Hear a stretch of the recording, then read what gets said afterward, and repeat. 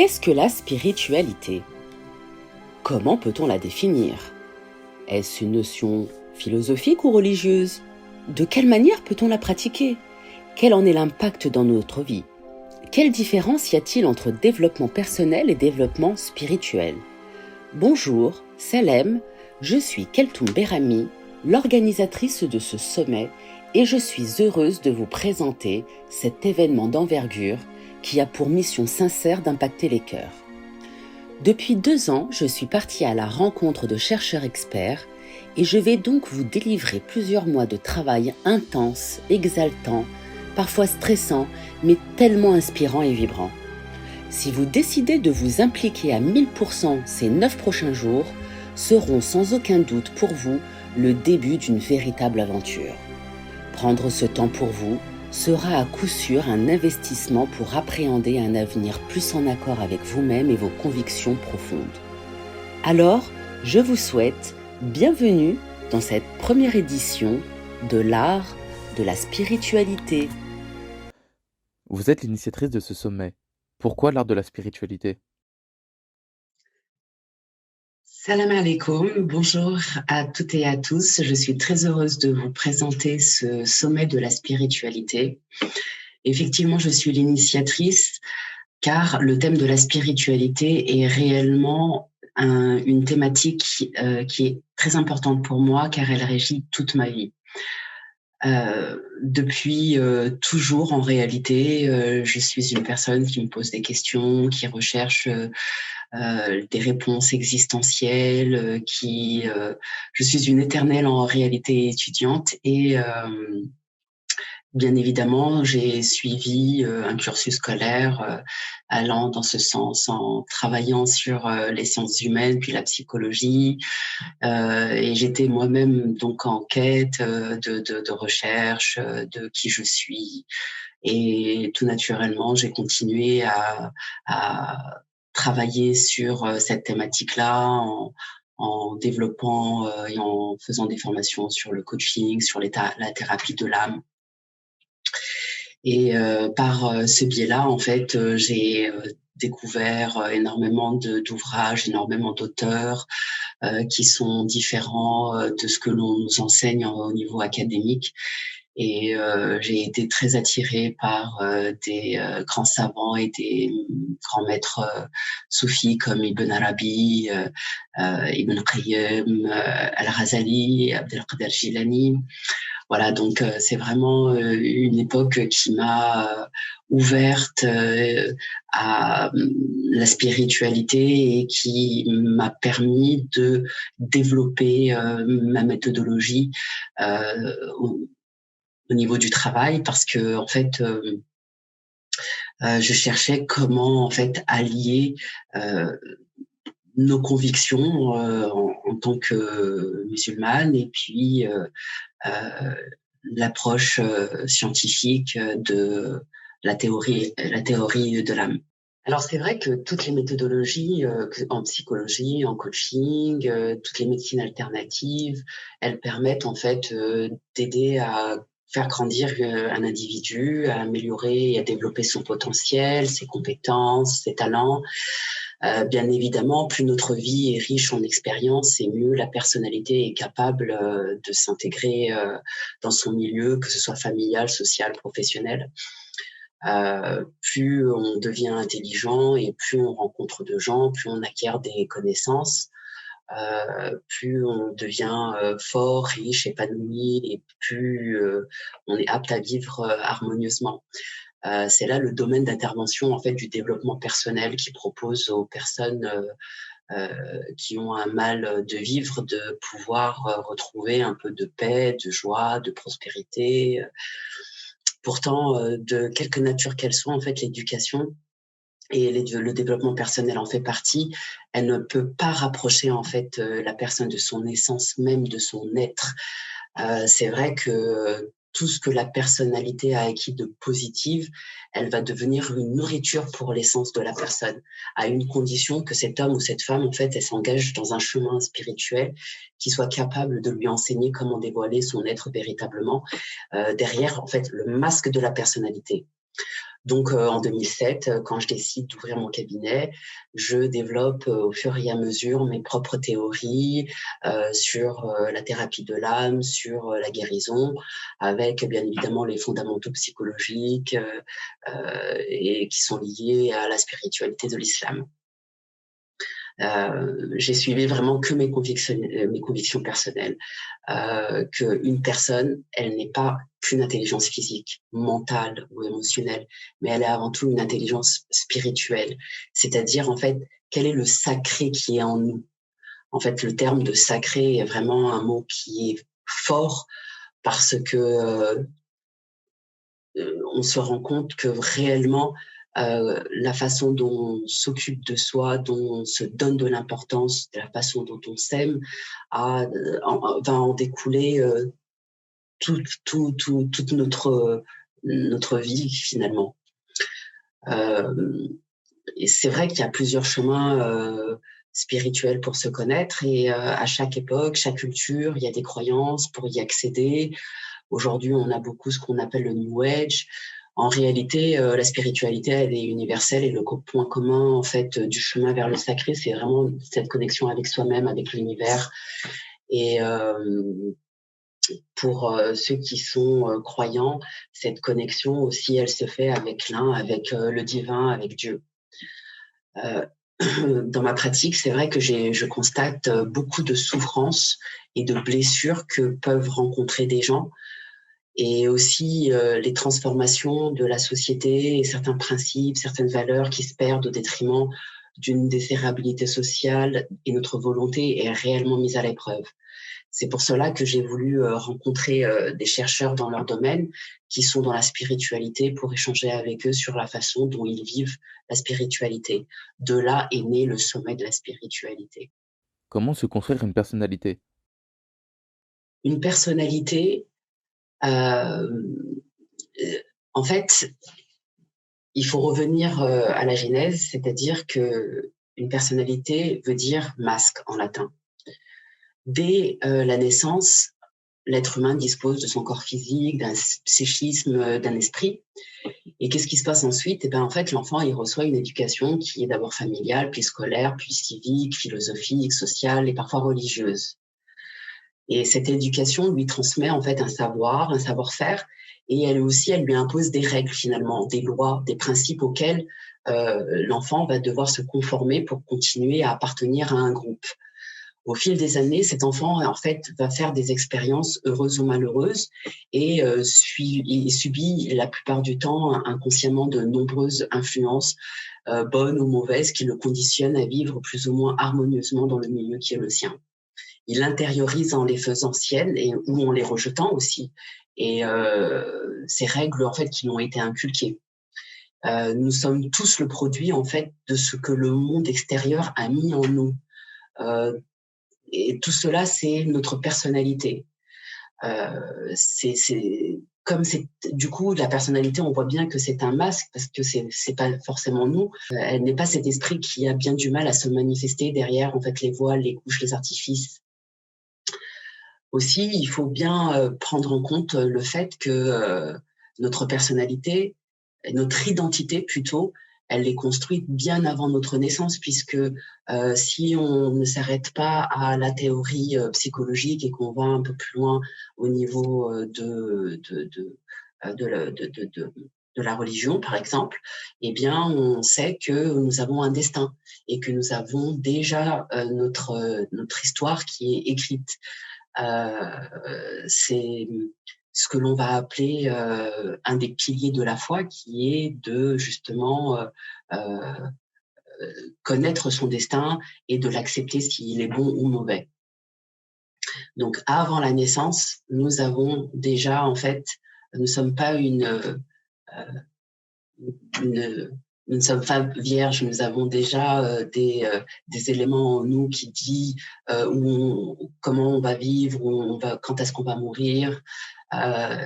Et c'est à prendre en compte. Il y a un héritage aussi au niveau généalogique, au niveau de tout ce que l'on a, tout cet héritage en fait que nous allons recevoir. Et chaque être humain reçoit une éducation qui forme sa personnalité. Cette éducation, elle est exclusivement bâtie du coup sur l'exemple, sur les impulsions, les pensées, les émotions et les attitudes de nos parents, de l'éducateur, de celui qui a éduqué l'enfant. Et si eux-mêmes ne sont pas en contact avec leur propre dimension spirituelle, donc l'éducation ne sera pas élargie. Et du coup, en fait, elle forme cette éducation des hommes et des femmes qui sont conditionnés parce qu'elle s'impose sous une forme peut-être d'oppression aussi, on peut dire. Mais en réalité, cette éducation, elle n'a aucune action en profondeur et elle ne nourrit pas l'être véritablement. Parce que l'essence spirituelle qui s'est incarnée dans le corps physique, en fait, pour retrouver le contact avec notre essence et évoluer spirituellement, il faut une deuxième éducation. Et cette deuxième éducation, c'est l'évolution spirituelle qui ne peut se faire sous la pression des conditionnements. Cette deuxième éducation, elle se fonde sur la liberté. Et c'est un point extrêmement important parce que l'étape de cette deuxième éducation n'est pas automatique. Chacun en prend librement la décision. Ce qui est satisfait de sa vie, celui qui est satisfait de sa vie et des idées qu'il a reçues par son éducation et ses expériences, celui qui se contente simplement d'exister, n'a aucune raison de chercher autre chose. Celui qui ne sait pas ou ne veut pas savoir qu'il porte au fond de lui une essence, non plus ne se mettra pas sur le chemin de la connaissance. Et tous ces états existent et il faut les respecter, et c'est la raison pour laquelle le cheminement spirituel ne s'adresse pas à tout le monde. Il s'adresse à ceux qui veulent retrouver le contact avec leur nature la plus réelle. Celui qui s'éveille à son esprit ne s'identifie plus à sa personnalité. Il sait qu'elle est qu'un masque, une marionnette qui est soumise au conditionnement éducatif et aux instincts animaux. Et il regarde cette personnalité avec ses qualités et ses défauts. Et son esprit décide librement de les utiliser dans ses relations aux personnes ou aux situations. Quelles sont les problématiques que vous rencontrez qui vous empêchent de s'élever spirituellement? Alors, en fait, il y a plusieurs facteurs. D'abord, de par sa nature même, l'esprit n'est pas limité dans l'espace ni dans le temps. Mais il se manifeste en fait chez l'être humain dans l'espace et le temps terrestre sous la forme de l'essence. L'essence permet à l'esprit de continuer à évoluer grâce aux expériences qu'il fait au cours de sa vie. Mais cette évolution, elle est totalement inaccessible et incompréhensible pour la pensée humaine.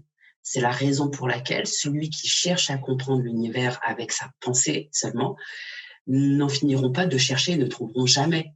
Seul l'être humain qui entre en contact avec son esprit peut percevoir, et de façon immédiate, donc la réalité des univers.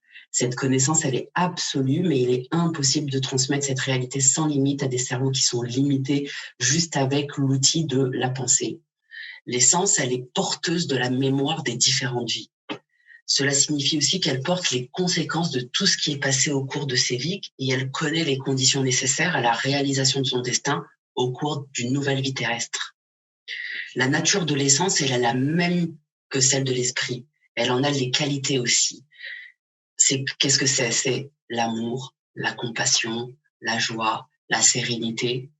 Et au cours de toute cette vie, en fait, son état d'amour a été blessé, sa bienveillance n'a pas pu se manifester, sa joie a été refoulée, sa sérénité a été battue en brèche.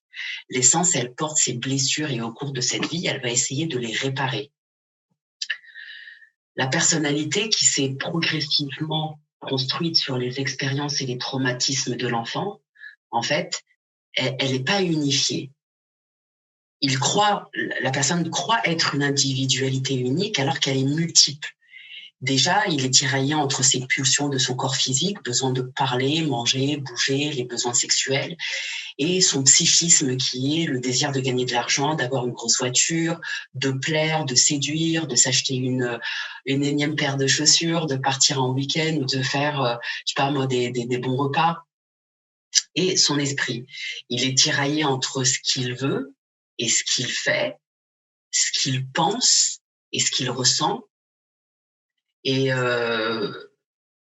par exemple, vous savez bien que vous pouvez à certains moments aimer votre conjoint ou conjointe et à d'autres moments moins. C'est pareil avec les enfants, c'est pareil avec les amis.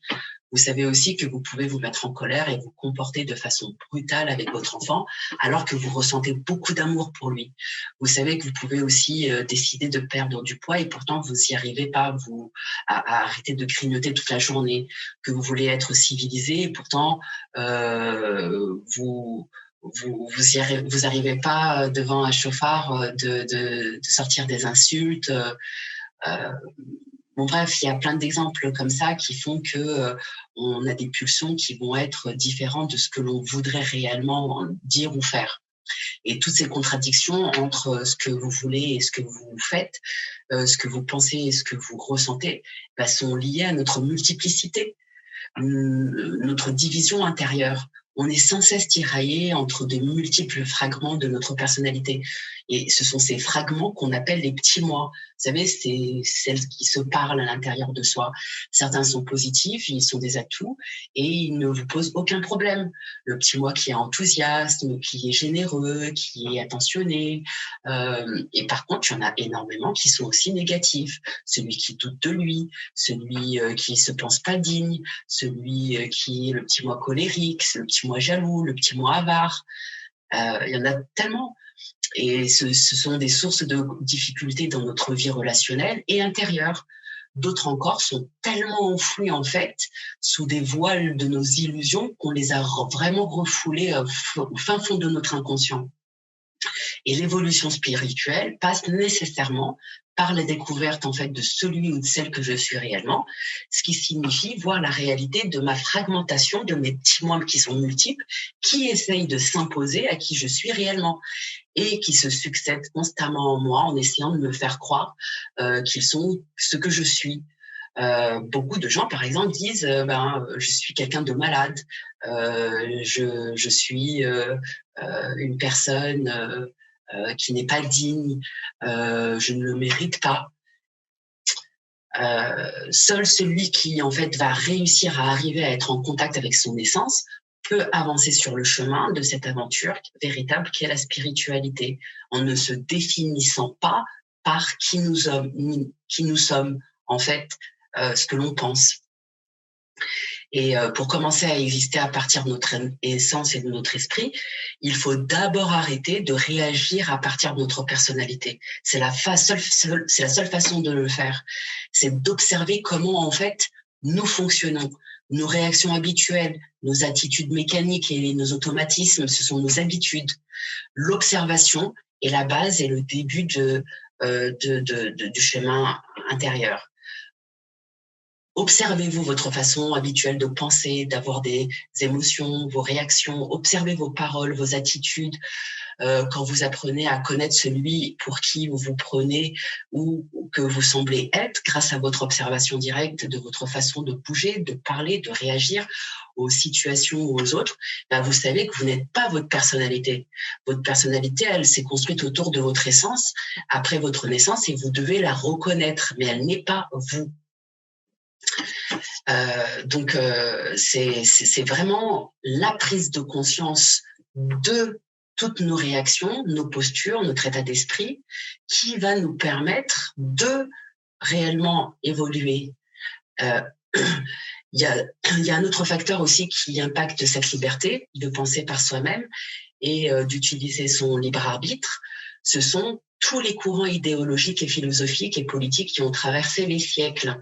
Ces idéologies ont pris place dans la réforme des religions et ont considérablement fait évoluer les dogmes religieux, mais également les principes universels afin qu'ils soient en accord avec la vie politique de la nation. Pas que politique, économique et sociologique également. Or, en touchant au sacré, il se crée une fracture. En effet, quand on impose une représentativité d'une idéologie qui est commune à la population, alors on connaît bien ça, ça passe par l'ingénierie sociale qui pratique, qui vise à modifier, voire à manipuler à grande échelle certains comportements des groupes sociaux. Alors, vous avez beaucoup de références que vous pouvez trouver, Gustave Le Bon en parle énormément. Il y a des précurseurs aussi qui sont très connus dans le XXe siècle, comme Édouard Berners, qui a donc été le conseiller aux États-Unis du président Wilson et qui a été également conseiller d'Hitler. Donc l'ingénierie sociale, on connaît très bien la façon dont on peut réussir à manipuler en fait les foules. Et nous vivons une époque qui est un combat entre le corps charnel et le corps spirituel. La notion de recherche de plaisir sans avoir de contraintes et de conséquences au profit de l'instinct de survie. C'est ce qu'on appelle aussi le contrôle de la masse, le contrôle mental. La psychologie individuelle, elle est prise pour cible en cultivant le sens de l'exclusivité et du prestige qui joue avec les désirs des individus de se sentir importants et puissants, quoi. C'est vraiment une vraie soumission à une autorité qui devient la représentativité collective de ce qu'il faut suivre. Donc, nous déposons notre volonté et notre liberté au nom du principe du respect de la loi. Donc, les conséquences sont vraiment désastreuses parce qu'en idéalisant le travail, la performance et la compétitivité, l'homme n'a plus le temps de méditer, de créer des liens, de se connecter avec la nature, finalement. Alors, qui nous sommes réellement, c'est une question que nous allons apprendre individuellement à rechercher, mais aussi c'est quand on prend en compte que nous ne sommes pas qu'un corps et que nous sommes un esprit, qu'il y a une essence derrière tout ça, eh bien on se rend compte en fait que nous sommes une énergie, nous sommes une lumière. Cette énergie, elle est on a très peu d'informations là-dessus. En tout cas, tout ce que l'on sait, c'est que nous sommes en connexion avec le monde, avec les individus, avec nous-mêmes.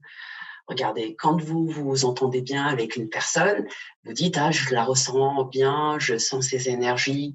Quand on a du rejet envers une autre personne, eh bien, on va tenir le discours contraire en disant « Ah, je ressens pas cette personne, je ressens pas ses énergies, elle dégage quelque chose en fait de négatif ». Et ce sont les vibrations qu'il y a de toute façon.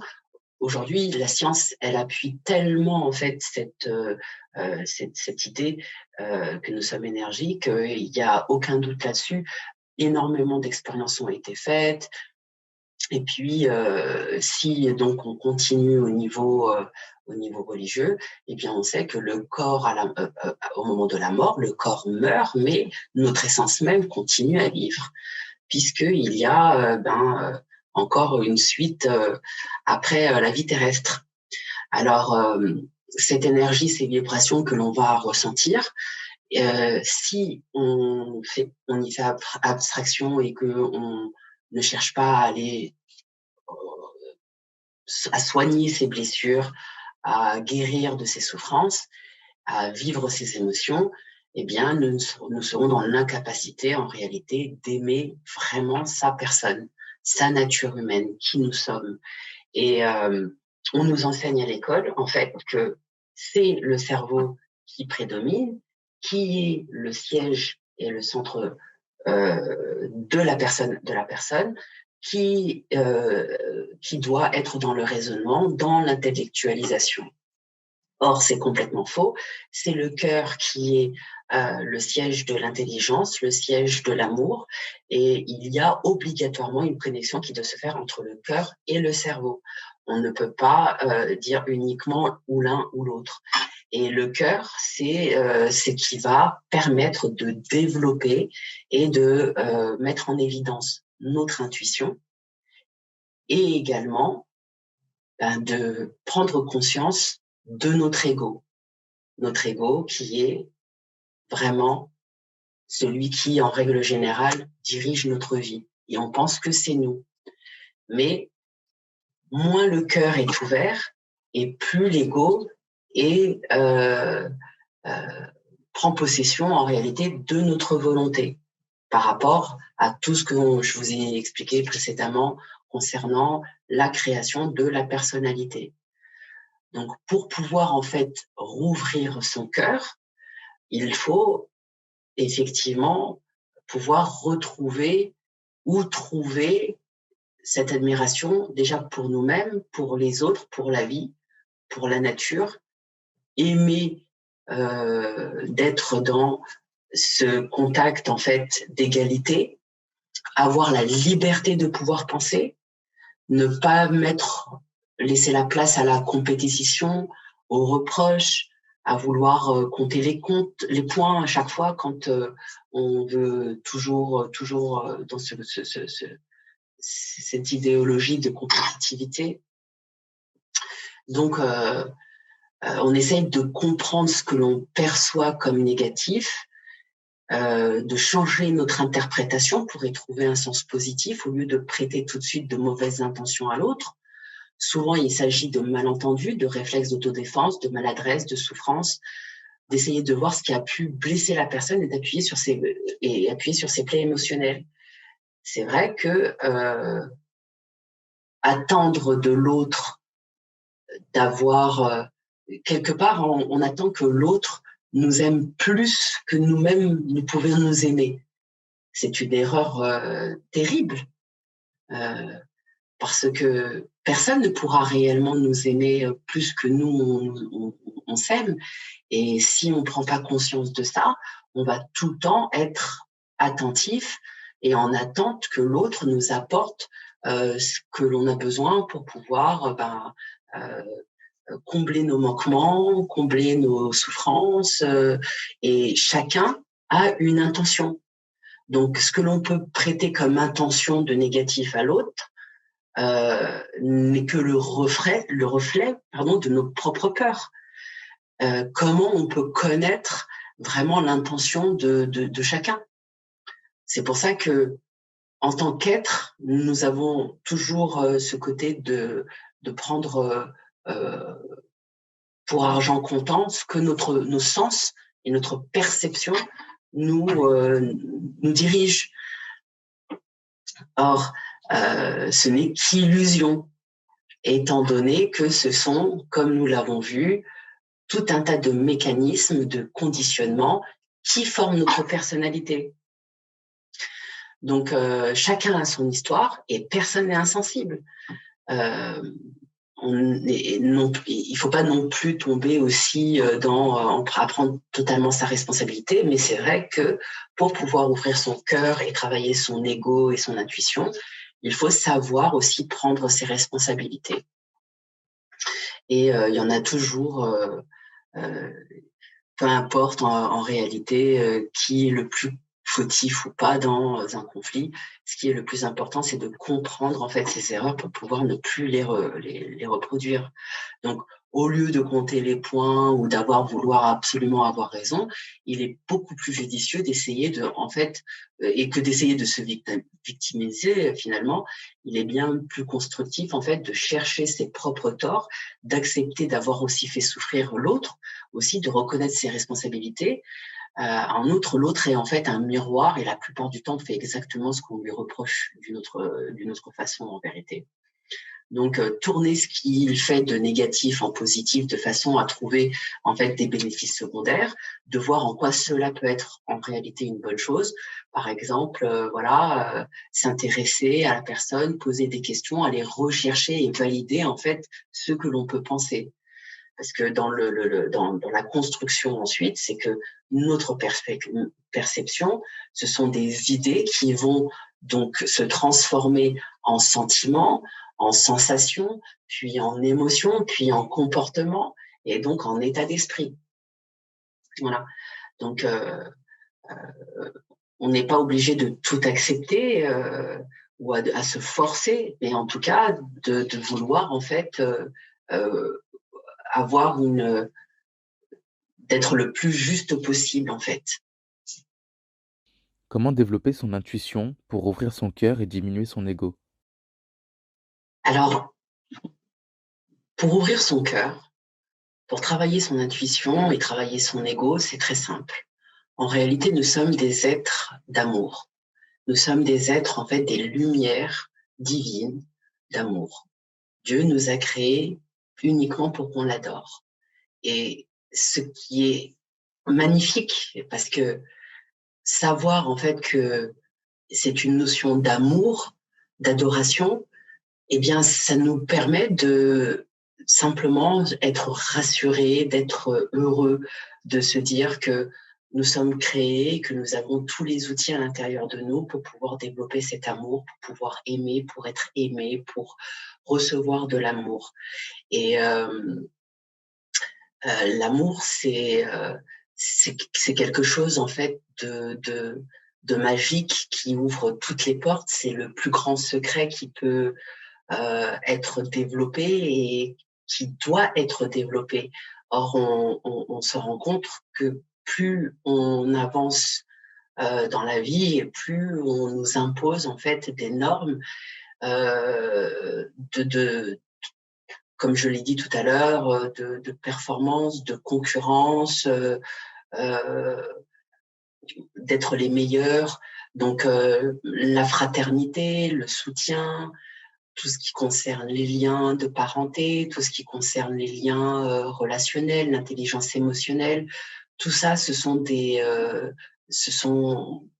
portes en fait qui ouvrent à l'amour et qui permet de développer notre intuition pour pouvoir en fait aussi vivre ces émotions. Et apprendre à se connaître, c'est vraiment déjà développer dans un premier temps l'amour que l'on peut se porter, l'amour que l'on a pour soi, l'amour que on se donne, et de déconstruire tout ce qu'on aurait pu avoir comme conditionnement, de ne pas pouvoir s'ouvrir et de ne pas s'exprimer.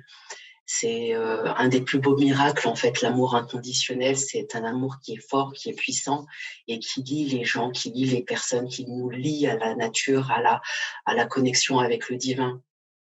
Donc, un des grands fléaux aussi, c'est donc justement le jugement. Le jugement, c'est un très grand danger dans les relations. Non seulement il blesse l'autre et endommage la relation, mais il mène également à avoir une image complètement fausse de l'autre, mais aussi de nous-mêmes. Comment on pourrait aimer quelqu'un que l'on ne connaît pas? On projette en fait sur l'autre une image que l'on crée selon nos jugements et on décide si cette image mérite l'amour ou pas.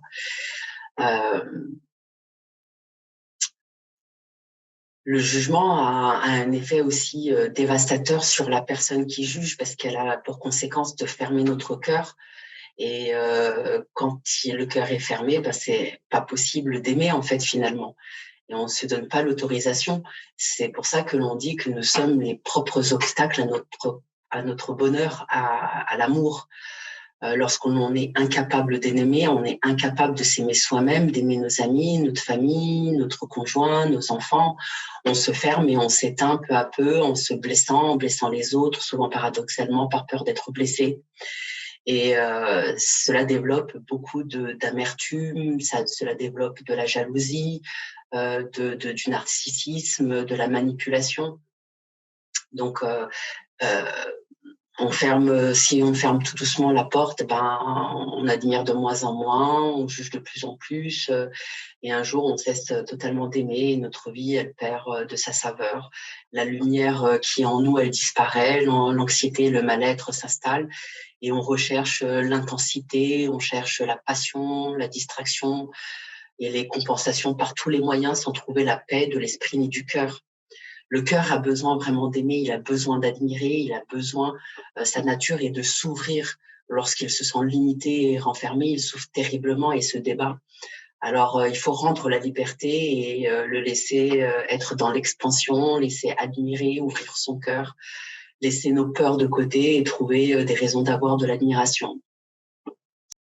Comment inclure la spiritualité dans sa vie? Il y a plusieurs chemins pour développer sa spiritualité. En tout cas, ce qui est important pour moi, c'est déjà de prendre conscience de sa propre personne, comme je vous en ai parlé tout à l'heure. Et aussi de déconstruire pour pouvoir laisser la place à l'invisible. C'est-à-dire qu'on a donné énormément de place à tout ce qui est visible dans sa compréhension. L'humain n'est pas l'unité de mesure et le monde n'est pas en fait gouverné que par des lois mathématiques. Il y a aussi qui régit tout ça.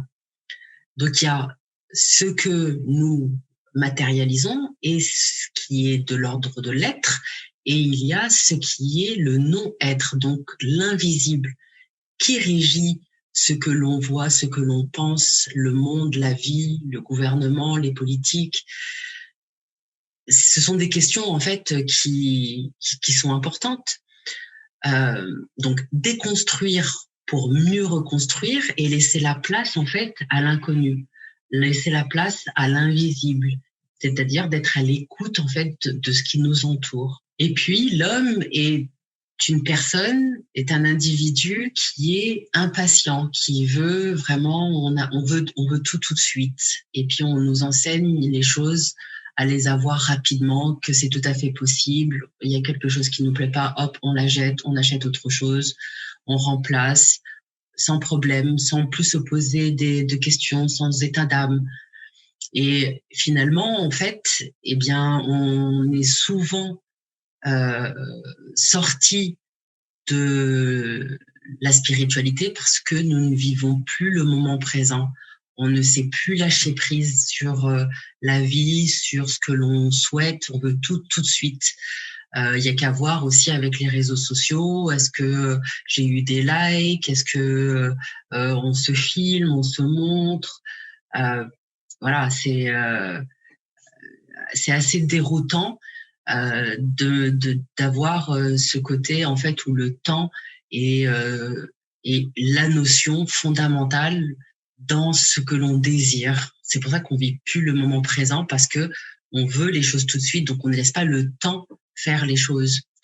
Et le temps, en fait, en réalité, est-ce qu'il existe? Il n'existe pas.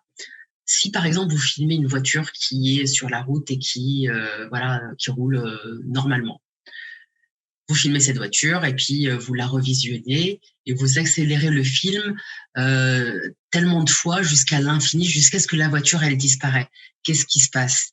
Quelle est la preuve en fait qu'on a eu en fait de cette voiture, de l'existence de cette voiture?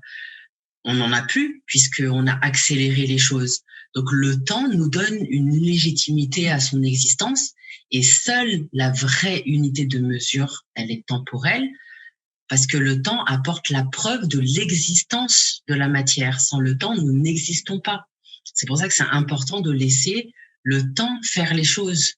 Nous, on n'a pas la connaissance du temps, d'où la nécessité d'apprendre la patience et l'endurance, qui sont dans vous avez la sourate le temps d'ailleurs. On nous parle pas en fait qu'il y a 24 heures ou qu'il y a 365 jours. Ok, bien sûr, tout ça, ce sont des codages que nous avons mis en place, mais le temps est en réalité la patience, l'endurance, le bon conseil. Et le temps n'existe, les nombres, les chiffres, les lettres, ce sont uniquement, ça n'existe parce que nous les avons codifiés. On a codifié notre existence pour la réduire en fait à notre taille, à la manière de la rendre intelligible.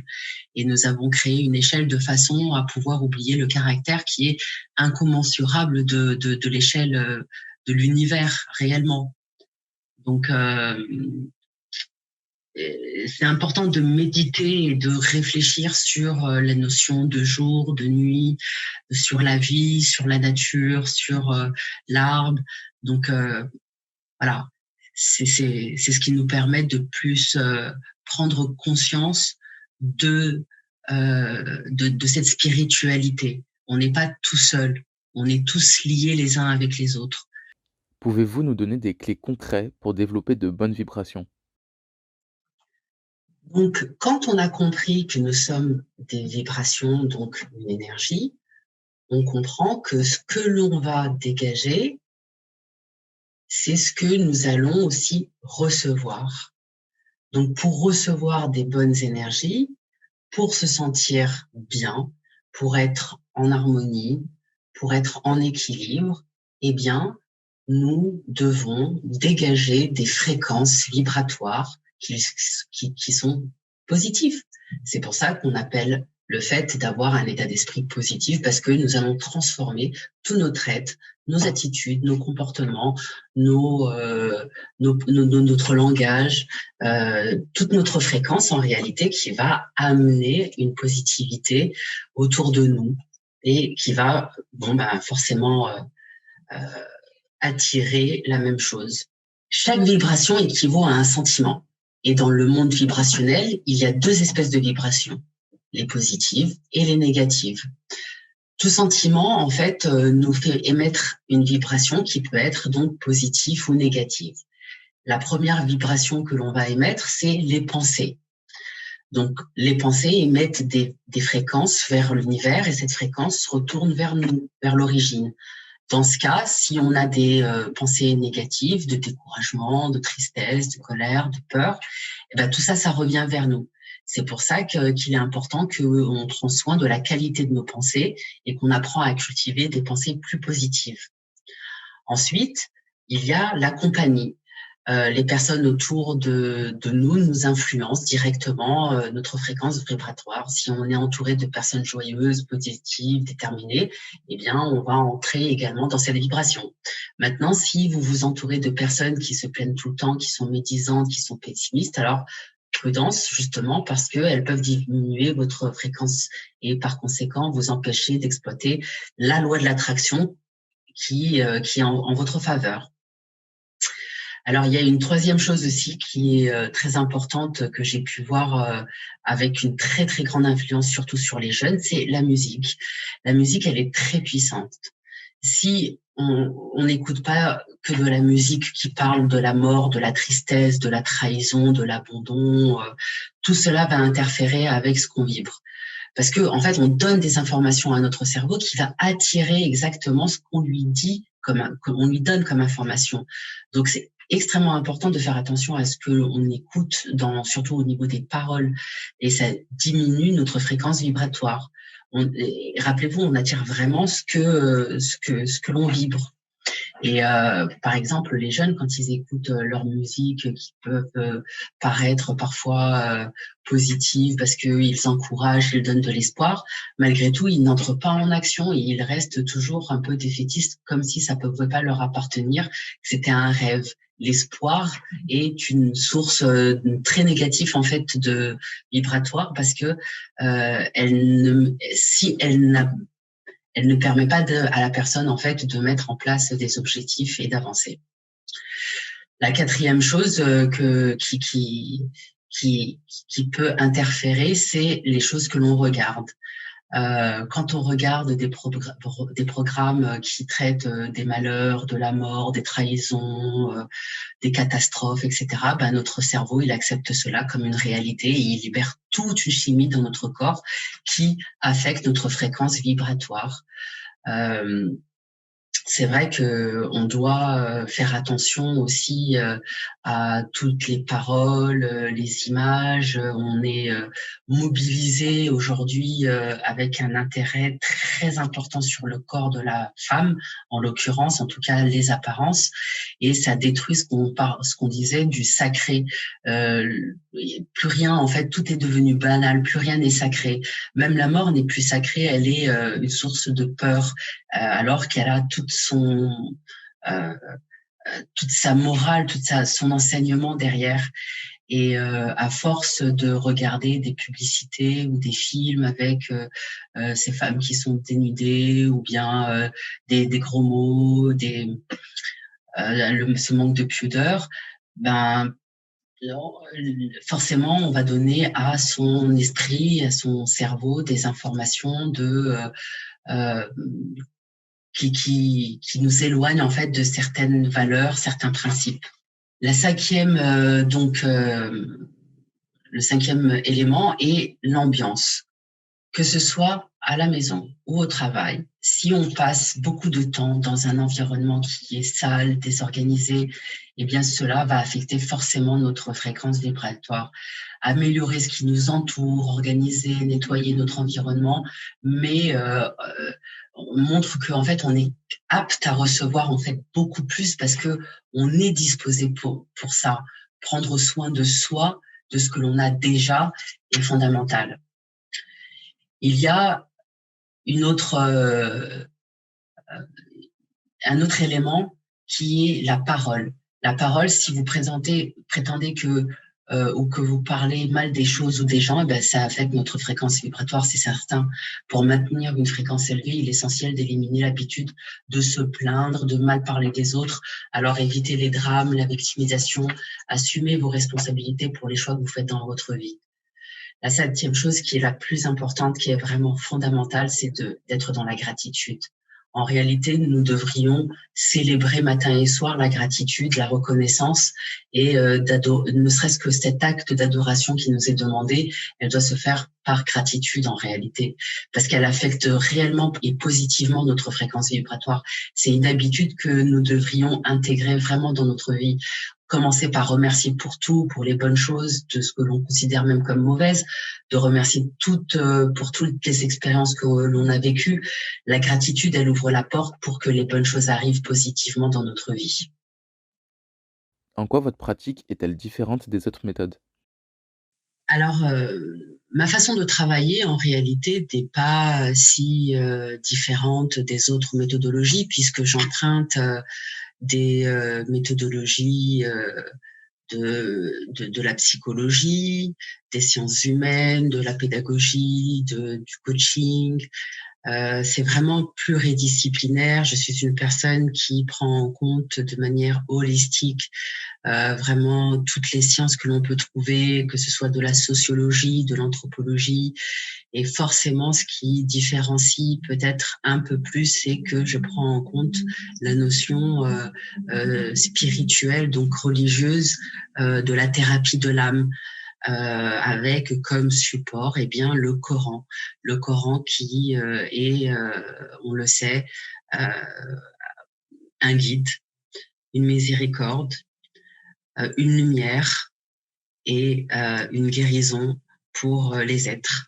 Et au fur et à mesure de mon savoir, de mes connaissances, de ce qui a déjà été écrit, de ce qui a déjà été travaillé, de ce qui a été déjà révélé, eh bien, on peut déconstruire certaines théories qui peuvent être non conformes avec nos convictions, nos valeurs, qui peuvent très bien être, pour certaines personnes, très utiles parce que chacun a son cœur qui va pencher vers telle ou telle façon de voir la vie, de voir, de se connecter à l'univers ou pas. Et il faut savoir assumer en fait ce que l'on croit, ce que l'on pense. Et moi, j'assume parfaitement cette thérapie de l'âme qui se fait donc en réunissant toutes les connaissances qui existent et en prenant en compte justement l'essence même de l'être humain qui est vraiment l'amour. Vraiment, il n'y a pas autre chose. Et dans la mesure où on a des informations qui sont précieuses, comme le fait de savoir que le prophète sallallahu alayhi wa sallam est venu que pour parachever la noblesse de caractère, c'est magnifique de savoir en fait que l'être est en évolution et qu'il est là aussi pour apprendre à mieux se connaître et à développer sa personnalité, son identité. Donc c'est là où vous avez la beauté de la vie qui fait que nous devons vivre le moment présent. Ok, on projette, on construit, on crée, mais ce qui est le plus important, c'est de vivre ce qu'il y a à vivre en se posant des questions, bien évidemment, mais sans trop donner de raisons en fait qui sont de l'ordre du pourquoi ou du comment, parce que on ne peut pas revenir en arrière. On ne peut pas en fait vivre sur des suppositions ou des peurs. Par contre, on peut créer sa vie avec tout ce que l'on a déjà et en étant dans la gratitude, la reconnaissance, on trouve la paix, on trouve vraiment cet apaisement, cet amour, cette joie, de cette connexion avec le tout, avec les gens, avec la nature, avec les animaux. Et on est vraiment dans une fréquence qui est qui est indescriptible, parce que c'est vrai qu'il faut pouvoir le vivre pour pouvoir le comprendre. Alors moi, dans mon travail, c'est vrai que je mets en place cette façon de cet état d'esprit pour que la personne en fait qui a une souffrance quelconque puisse en fait revoir un petit peu sa façon, tous ces gestes, ces attitudes, ces comportements qui ne sont plus adaptés à elle, et d'y intégrer en fait la spiritualité. Alors c'est sûr que cela dépend de chaque individu, et que bon, on peut pas prendre il y a tellement d'exemples à donner. Maintenant, développer l'amour, développer la conscience de soi sont les éléments les plus importants. Voilà. Donc, ma méthode de travail, elle va permettre à la personne en fait d'aller beaucoup plus vite, parce que on n'a pas en fait à être dans la victimisation, on est dans la compréhension et avancer. Mais pour ça, c'est vrai qu'on a toujours besoin d'avoir quelqu'un qui puisse aussi nous poser les bonnes questions, nous faire miroir un peu de ce que l'on pense. Donc, selon nos envies, selon notre façon d'appréhender les choses. Voilà. Travailler sur soi, c'est vraiment aussi avoir une sorte de discipline, c'est avoir de l'empathie, c'est avoir de l'endurance, c'est savoir se maîtriser, savoir gérer ses émotions. Donc il y a tout ce côté en fait du développement personnel qui va vous permettre de travailler sur vous, et tout le côté du développement spirituel qui va vous permettre en fait d'atteindre l'épanouissement, la réalisation de soi. De ce fait, cela maintenant depuis une quinzaine d'années que je travaille de cette manière-là, en améliorant sans arrêt et fréquemment ma méthodologie, parce que la science aussi, elle évolue, et puis parce que plus on est en contact avec les gens, et plus en fait on s'aperçoit de la grandeur encore plus visible de la différence justement de comportement, de personnalité, d'identité. Vraiment, Dieu nous a créés réellement uniques, mais on n'est pas isolés, on n'est pas seuls, on est vraiment liés tous les uns avec les autres. Et tout ça, je l'ai mis en place en fait déjà pour le faire découvrir aussi à certaines personnes, en faisant en quelques séminaires, des séjours 100% femmes. On se retrouve et puis on travaille sur soi. Alors il y a tout un tas d'activités, de la respiration, la connaissance de la méditation. Il y a des randonnées, et puis on travaille sur soi. Et puis je travaille aussi avec un questionnaire de personnalité qui s'appelle le MBTI. Alors vraiment, c'est vraiment quelque chose de complet. Et aujourd'hui, j'ai décidé justement de proposer ma méthodologie, de la mettre, de former. Donc aujourd'hui, j'ai décidé vraiment de transmettre vraiment ces différentes méthodologies, ces théories qui font que la personne, en fait, elle peut devenir et être certifiée en tant que coach, avec tous les modules en fait que l'on retrouve pour la certification, et avec une plus-value qui va concerner toute une partie sur la psychologie, toute une partie sur la spiritualité, donc vraiment qui va être en accord avec nos convictions, avec nos valeurs, avec nos principes, avec notre façon de vivre, notre religion. Et c'est destiné vraiment à tout le monde. Ça va de la personne qui a envie simplement de connaître toutes ces techniques-là pour pouvoir aussi les transmettre à ses enfants, que à un chef d'entreprise, une femme qui veut monter sa société, un enseignant.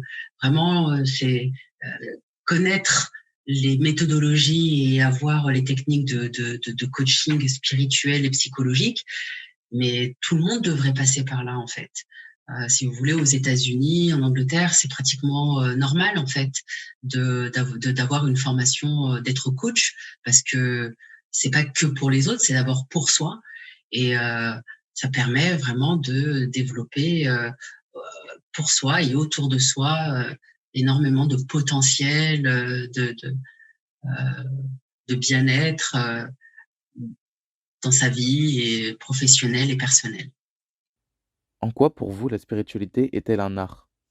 Elle est plus qu'un art. Aujourd'hui, on le voit bien. Moi, je le vois dans mes séances, dans mes consultations. Les gens sont désespérés. Ils ont du mal à trouver à y voir clair. Il y a une confusion. Il y a énormément d'événements qui sont différents de par le passé. Il y a une sorte d'inertie, de choc qui se produit.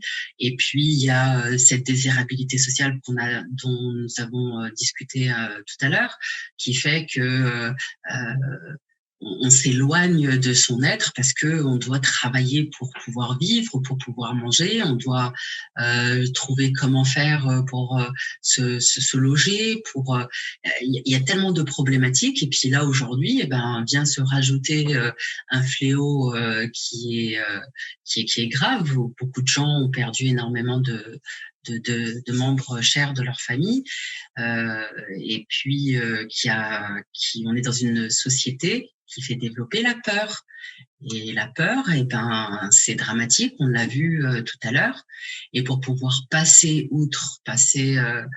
cette peur, déjà, il faut avoir connaissance aussi de sa religion et de savoir que la peur aussi, c'est une notion qui n'existe pas puisque c'est une représentation que l'on se fait et que l'on va projeter dans la vie.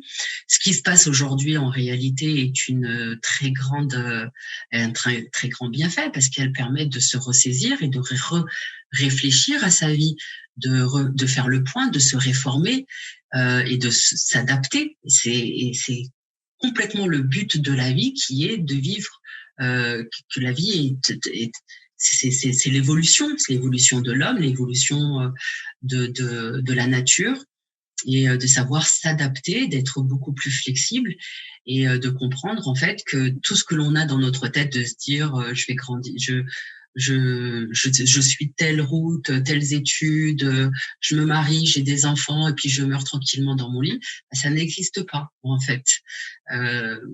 C'est pas comme ça que le programme il a été conçu. Voilà, il y a énormément d'expériences à vivre, de joie, de peine, on peut les appeler comme on veut, les épreuves, les difficultés, mais elles ont toutes une signification. Et c'est pas le statut social, c'est pas la performance qui va nous sauver, c'est pas les sciences non plus, ni les nouveaux prêtres médiatiques que l'on voit qui prêchent une universalité de la pensée qui nous rendra plus intelligents et qui aiguisera notre esprit en fait critique. Ce n'est pas les publicités, les films, les dessins animés qui vont nous enseigner comment nous devons vivre, nous tenir, manger, réfléchir. L'être humain, il a besoin de toujours s'attacher à des courants de pensée, à des idéologies et sa spiritualité, pour se réaliser, elle doit se détacher vraiment de tout ce qui est en dehors de la nature humaine. Et la nature humaine, elle est faite pour aimer. La nature humaine, elle est faite pour partager, pour avoir des vrais liens, pour être libre, pour pouvoir se mouvoir, se déplacer, aller d'un pays à un autre, visiter les gens, recevoir, apprendre à se connaître. Et c'est pour ça que malgré tous les progrès de la science, les influences mystiques, ils ont tant de fois dans le monde été source d'agitation et de bouleversement. Ça continue encore, il y a des extrêmes. Voilà, Gustave Le Bon disait que les croyances politiques ont remplacé les croyances religieuses. mais elles sont en réalité que de nouvelles religions, et c'est d'avoir une foi aveugle dans ces nouveaux guides politiques qui ne cessent d'invoquer notre raison et qui nous éloignent justement de la spiritualité. Et donc, c'est la spiritualité est un art dans le sens où, savoir aller rechercher à l'intérieur de nous notre fitra. Qu'est-ce que c'est la fitra?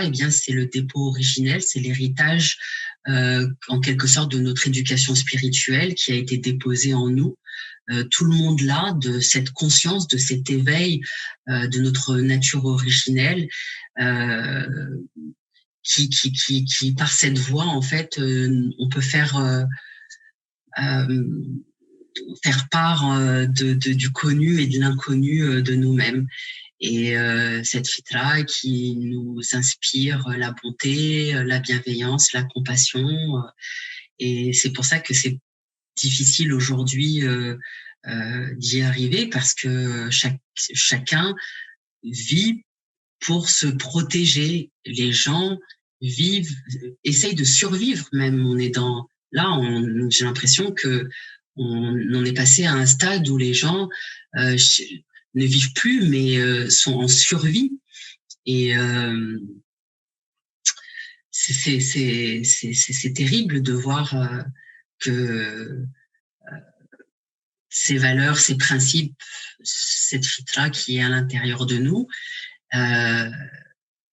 avec les événements qui se passent, elle nous oblige à prendre conscience que on n'est pas isolé, qu'on ne doit pas penser qu'on est seul. C'est pas chacun pour soi. Il est assez difficile tout de même de conduire sa conscience sur le chemin de l'éveil, parce que on l'enferme souvent dans des conceptions assez limitées et on les enchaîne avec nos idéaux ou une représentativité de l'inconscient collectif, tout en croyant bien faire.